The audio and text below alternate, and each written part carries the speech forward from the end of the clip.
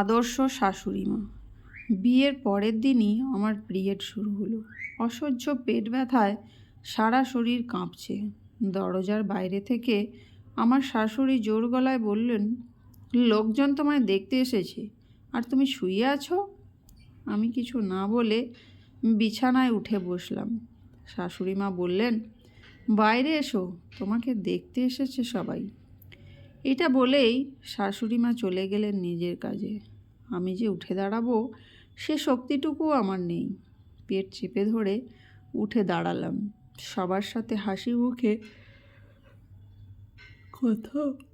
কথাও বললাম।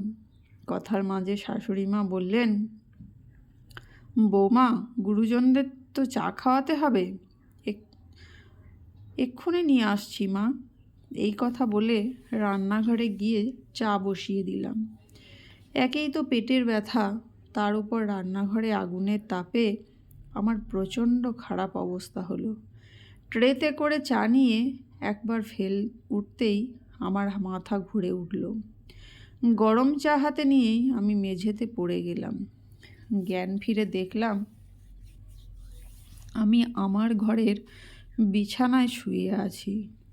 শাশুড়ি মা আমার মাথায় হাত বুলিয়ে দিচ্ছেন।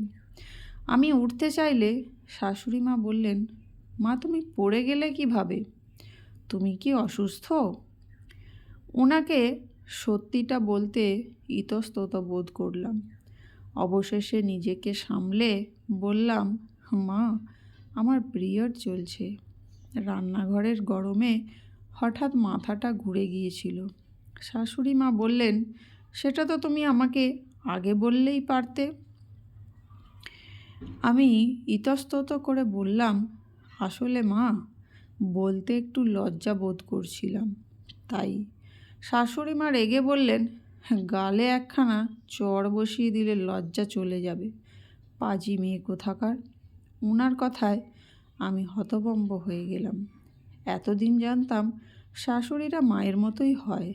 আমি মাথা ঘুরে পড়ে গেছি জেনেও উনি আমাকে এভাবে বলতে পারলেন। মনে মনে শাশুড়ি জাতির উপর একরাশ লাঞ্ছনা ঢেলে দিলাম। কিছুক্ষণ পর আমার স্বামী ফোন করে বললেন, তোমার এখন কি খেতে ইচ্ছা করছে? হঠাৎ এমন প্রশ্ন! আহা, বলোই না। আচার খাবে নাকি ফুচকা খাবে? তা না হলে আইসক্রিম খাবে?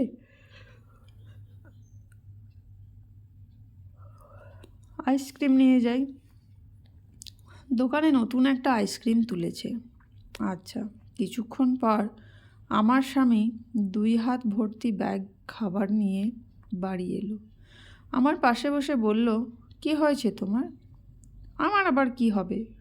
না মানে, মা হঠাৎ ফোন করে বলল, বৌমার যা যা খেতে মন চাইছে সেসব শুনে ওইগুলো কিনে নিয়ে আয় এক্ষুনি।